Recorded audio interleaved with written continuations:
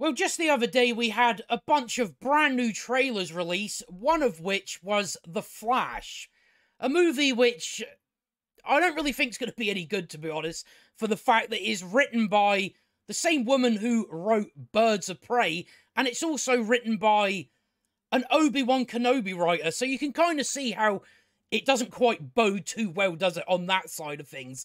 And then you also have, on the other side of it, how much does this movie really matter in the sort of grand scheme of things? You know, because once we're done with this, we're done with it. There's no coming back to it, really. We're told it plays into James Gunn's DC somehow. You know, how much that is, I can't really say. I can only imagine it's, oh, there's another universe over there. And that is probably about it. But I think, nevertheless, we'll dive into this trailer. One thing I've noticed about the conversation revolving around it so far is mainly people are talking about a certain appearance, a certain bit of nostalgia bait, if you will. No one's really talking about the movie itself or, you know, Ezra Miller as the Flash. It's all sort of revolving around, you know, most of us probably already know. But let's have a look for ourselves and see what we can actually pull from it. Tell me something. You can go anywhere. So I think one thing I would say is, you know, at least the suit looks a lot better than what we've seen in the past, because, you know, the past iterations we've seen, it's definitely got a plastic look to it. So at least the suit does look, you know, is it a perfect suit? Not really. Not really, to be honest. But, you know, it's better than what we've had so far. Anywhere. Another timeline. Another universe. So that is, I believe we have already had like an image like that. So, you know, what that means, you know, I don't really know. But I think most of us know how this, you know, the Flashpoint story goes. I don't imagine it's going to be exactly like the comic book, you know, but I think most people get the gist of it. So why do you want to stay and fight to save this one? Because this is the world where my mom lives. I'm not going to lose her again. And one thing you do notice in this trailer is, you know, we all know Ezra Miller isn't the best of actors. So there is a lot of lines where I'm just like, they all just seem to have the same sort of delivery. It's all just said in the same tone, the same way. There's not really a lot of range in what he's. I think there is one line in here where I'm like, that's a pretty good line, the way he delivered it. But for most of it, it's just, you know, I don't know, just not a lot of range in it. It's all just delivered in the same way.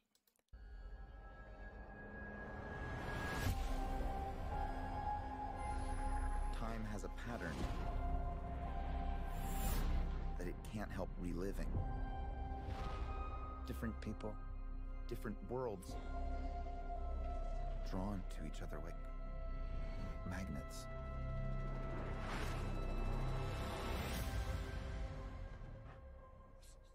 My face. So you know, we've got two Ezra Millers. That's just going to be torture, I think. You know, from what we've seen of Ezra Miller so far, you know, he wasn't the best pick for Flash, but I think we all know that. But yeah, we've now got two Ezra Millers, so that's probably just going to be torturous, I think. My face. If you were to go into the past, you have no idea what the consequences can be. Bruce, I could fix things. So there's some things I like the ring. You'll notice a lot of the things that I do like about the trailer are very, very superficial. I think anything else in the trailer, you know, I'm not really like, oh, it's great. It's mainly just, oh, there's that guy, or there's, oh, he's got a ring that's pretty cool. You know, it's not really a lot else I can really say about it, to be honest. It's a lot of the stuff is on a very superficial level. I think that's really how this trailer comes across. You know, it's not necessarily a bad trailer. You know, it's a trailer.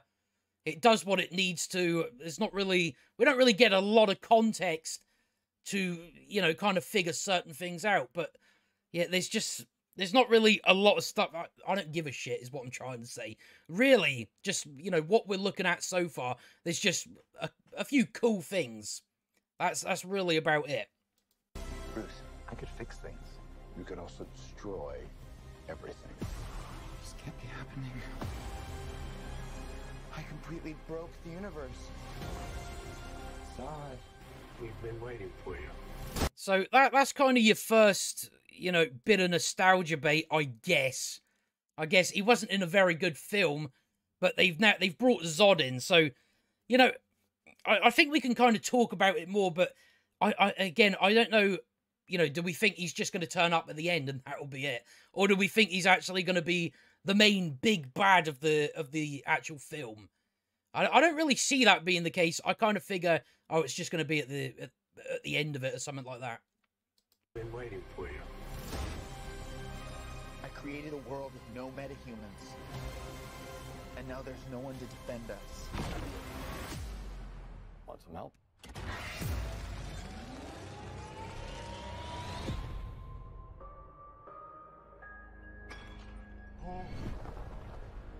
So, of course, this is what everybody's been talking about. This has been the main focus of the conversation, for the fact that, you know, we already knew this, he was in the movie anyway. But that is Michael Keaton coming back as Batman. So, again, I think with this, I don't know if it's just going to be... Because we talked about this when we had No Way Home. That is Hollywood, because most of them are so dumb. Are they going to take the wrong lesson from No Way Home? No Way Home had its nostalgia bait, but, you know, it's based on the way it used it. You know, it respected its characters. It actually, you know, made some of the characters better, at least with Andrew Garfield. So it actually gave them a purpose to the story. Where with this, I question whether, because originally Michael Keaton wasn't supposed to be in it. It wasn't until No Way Home came out, and then I believe, you know, we started hearing things that Michael Keaton had been added into the movie. You know, we've heard about all the reshoots, all that sort of stuff. So I just question, is he just going to turn up, say hi, you know, fight a few bad guys, and that's about it? You know, I just think when you do this, when you do jangle the keys, bring in nostalgia bait, you have to at least give them a purpose to be there for the story, and it's not just cameos. Because that's one worry we've had, is that they're going to take the wrong message from No Way Home and just go, oh, they just want cameos. So we just throw Michael Keaton in for 5 minutes. He'll say hi. He'll kick a couple of guys, and then he scoot off. You know, that's kind of the thing I don't want to see. You know, I just think it doesn't really matter anyway, because it's like it's probably going to be surrounded by utter garbage. I think this is really, so far, the only good thing you can pull out of it. And again, it's just on a very superficial level. It's not really, you know, it doesn't really hold much weight. At least for me, I prefer it. You know, it's just a missed opportunity, really. I think really what they should be doing is like the Batman Beyond stuff. I would much rather see that. So it is going to be interesting to see when this film comes out. You know, it's probably going to do pretty well. If it doesn't hit at least close to $1 billion, I would be surprised. Most people are going to go to this solely based on the fact that Michael Keaton is in it. So I just wonder, you know, what if it does do well? What is Warner Brothers going to take away from it? You know, are they going to take? You know, we can actually do a Michael Keaton solo film, and do it, you know, an older Batman sort of story. But here, I don't know if it's just going to be, oh, he turns up 5 minutes, that'll do. So that's really my worry for that. But you know, other than that, yeah, it's pretty cool to see Michael Keaton come back. But yeah, again, I just, you know, how much weight is it going to have on the actual movie? Are they going to give him a purpose? Is he actually? It seems like from the trailer that he is going to be in most of the movie. But then again, maybe this is at the very end of the film. So it's kind of hard to tell with the way the trailer sort of shows it, like the further we go on. You are? Yeah. I'm Batman.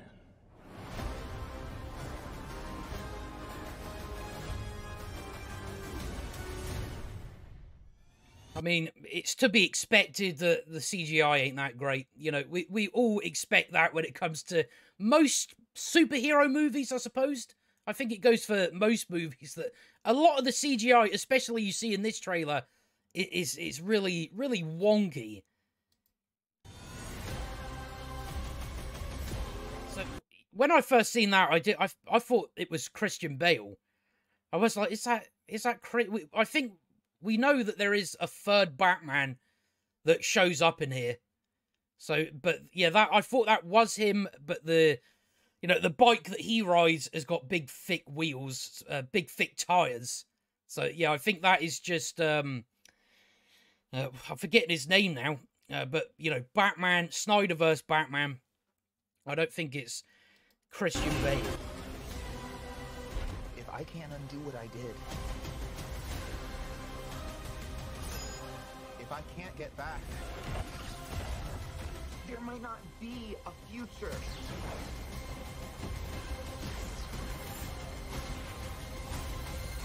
I don't know what they were thinking about that bit. Let me just... I don't know what the fuck they've... Why? What's this supposed to be? I've heard some people say, you know, they've probably done it so... Oh, recently Bane broke his back. I don't know if that's what they're going for. But that looks really just shit. You know, mesh. I don't really know what they're sort of going for there. But I'm not a fan of that. What's the play? Batman, what do we do? We try not to die.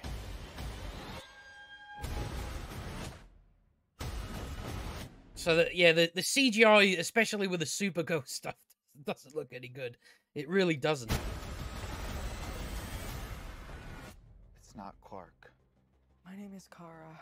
I'm Barry. We're Barry.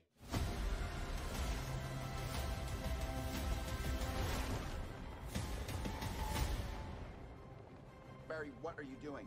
Our kids are gonna want to see this. Yeah, I've got a feeling just from what we've seen with the two Ezra Millers that it's not gonna be good to watch. I don't think it will be, you know, the Ezra Miller stuff. But that's the trailer. That's what we've got to come on June 16th. Again, it's a fine trailer. I haven't really got many negative things. I am just considering, you know, especially with the Michael Keaton stuff, if it is just, you know, it's just empty, you know, not much in it, nostalgia bait, you know, if he just shows up for 5 minutes. It seems like he is there for more of it. But it also looks like that's the sort of end of the movie. So, you know, I think it could just end up, again, they could have just took the wrong lessons away from No Way Home.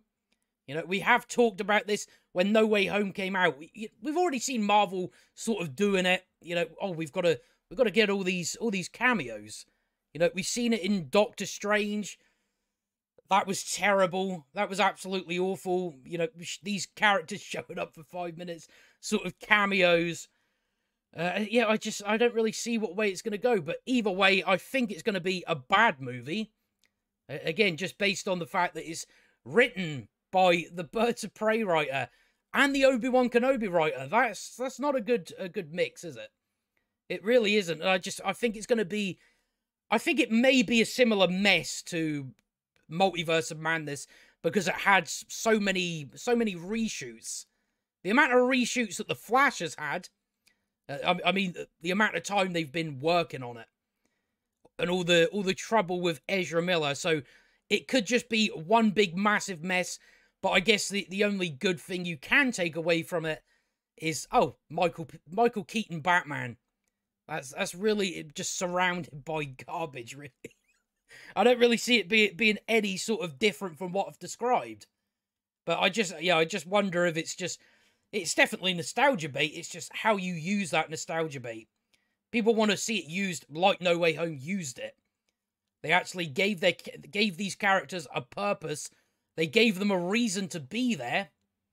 So I guess we'll just have to see how this turns out, but I don't think it's gonna, you know, go the way we want it to. We'll just have to wait and see.